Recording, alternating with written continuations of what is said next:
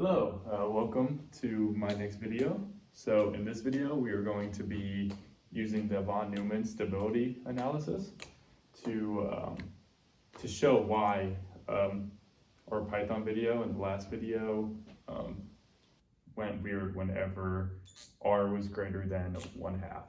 So what I'm first going to start off doing, I am going to say that temperature is equal to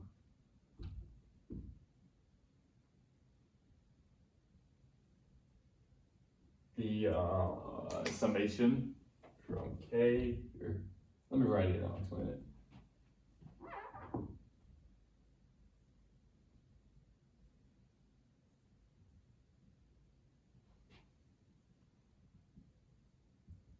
So this is showing what a temperature would be. So you would take a summation of this. This is what we had in the first video to show the solution to the heat diffusion whenever the uniaxial heat diffusion when there's no heat generation. Yeah. So that's what this is. And you would take this over a summation from different k values, and k value is just an integer with different k values, and you would take it and then it would run that. But we don't really need to do that. Well, we don't need to use all the k values. So yeah, but I'm going to write out the bar again, split up. Remember, 1, 2, 3, 4, 5, 6. So what I'm going to say is time is equal to the what's it called?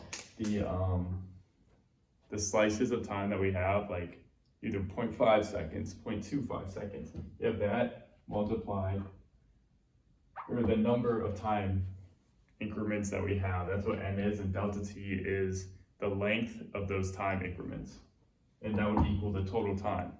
We could do that with x too. We can say j delta x, and this is j would be the number of time increments, and x is the length of those not time increments, spatial increments. That's how we get t jn. J is at what time increment, or what spatial increment, and n is at the time increment. Okay, so now that we have these, we're able to replace these with these values in here. So we're able to say that Tjn is equal to, this would be at a certain temperature at the J value and the N value.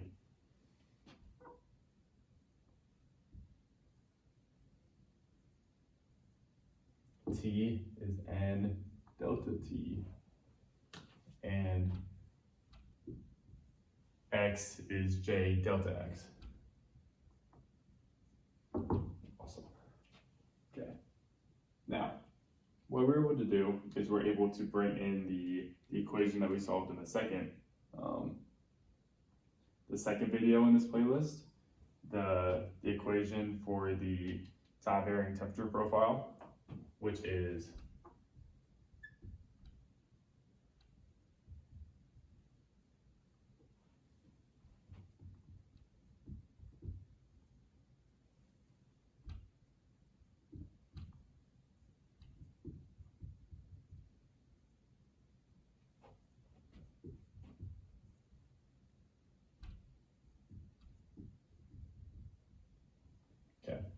this is from the second video. Like I said, we derived it, but it tells us the temperature at the same position, 0, 1, 2, either one of those, but at the next time increment.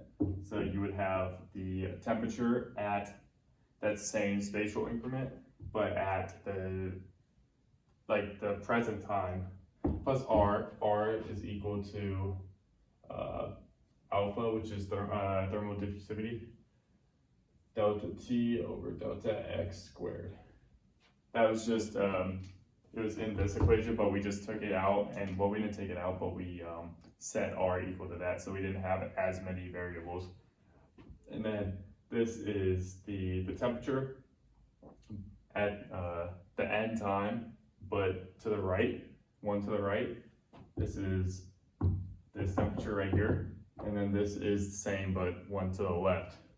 So let's say we were here for TJN. TJ plus 1n would be right here, and TJ minus 1n would be right here. But yeah, that's what we're doing. Okay, so now what we're able to actually do is we know TJN. TJN is this equation right here. We're able to find TJ plus 1n from this equation, and we're able to do TJ minus 1n from this equation. So that's what I'm going to do right here. I'm also going to take out a TJN here, because they all have a TJN.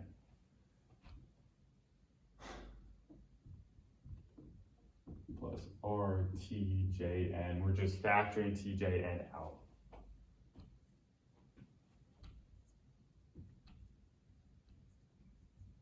Okay, this is what this would be, like this is what TJ plus 1n is from this equation. It's pretty simple. You would just add, like it would just be an addition of 1 to that. Pretty simple, because this is J is 1, it'd be, so it's just 1J right here, but this is J plus 1. So both the J's cancel out, and there's just 1. That's why this delta x is that, and then the J is just 1.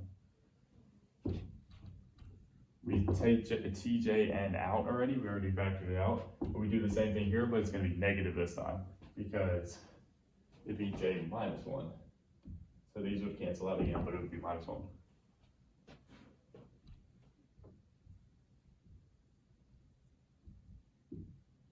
Okay. Now, if you remember, in one of my previous videos, I discussed Euler's equation, and we're going to use it again here. So we know that E, I, K, delta X from Euler's equation, Euler's formula, identity, I forget what it's officially called, but Euler did this. We know that E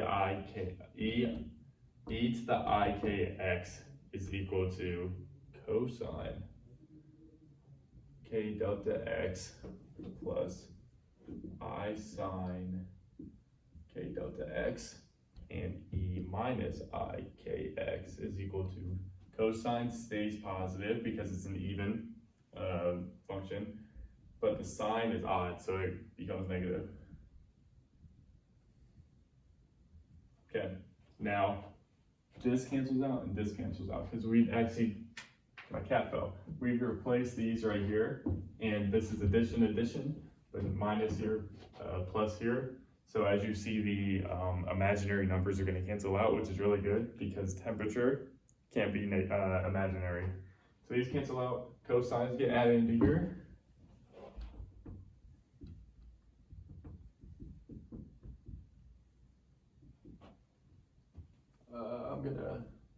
I'm gonna factor out TJN again. This just becomes 1 because, yeah. Cosines come in, so it'd be 2 cosine K delta X. Okay, and then the minus 2 stays, so minus 2. Awesome. We're able to take a 2 out of here.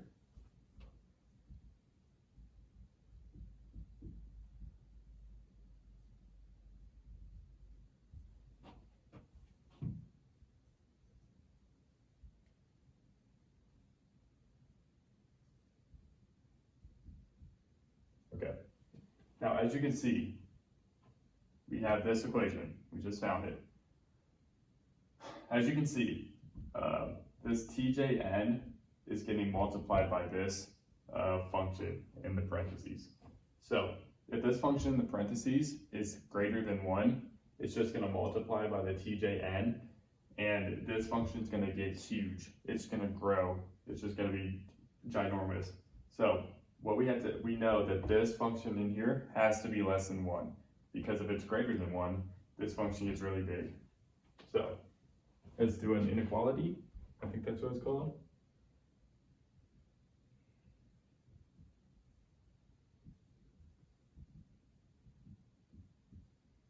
It has to be less than 1. So we take the 1 over.